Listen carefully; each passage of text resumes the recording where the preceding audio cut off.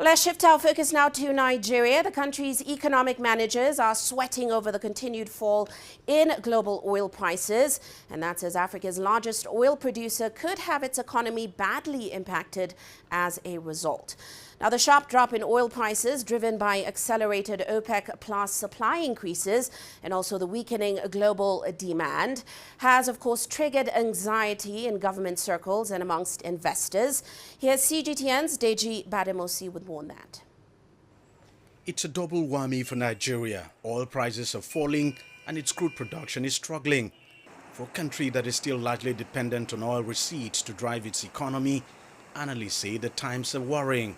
The implications are, they could be severe depending on how low the oil price eventually go. Unfortunately, we do not control what happens in the international oil space.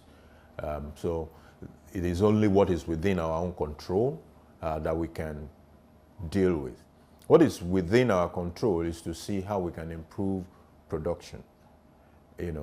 So that with increased production, we will be able to defray part of the losses from price.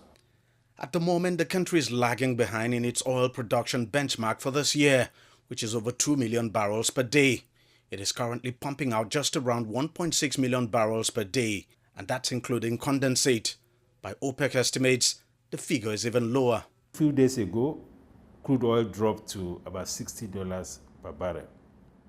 And our budget benchmark for crude oil was $75 per barrel.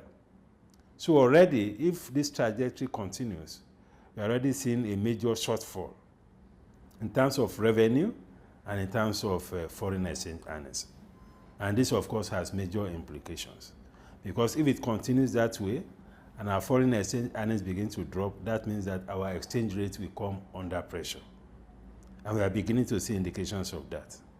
Once exchange rate begins to depreciate, it triggers inflation. It affects the cost of living, it affects the welfare of the people, it takes a lot of toll, cost drives up the level of poverty in the economy. So these are the concerns that we have. If the shortfall materializes, we may need to borrow more to be able to implement the budget. That's what it means. The debt burden will increase. Nigeria's Minister of Finance says the government's economic management team is watching the situation closely and would come out with a clear direction if the situation persists. In the meantime, the president has unveiled what the government calls Nigeria First policy as part of measures to cut down on import and ease foreign exchange pressure. Nigerian industry will take precedence in all procurement processes. Where local supply falls short, contracts will be structured to build capacity domestically. Contractors will no longer serve as intermediaries sourcing foreign goods where local factories die idle.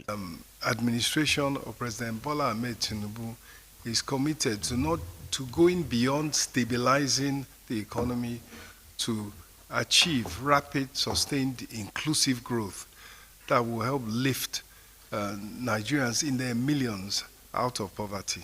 The government has not given any clear indication yet that it plans to cut down on its budgetary expenditure.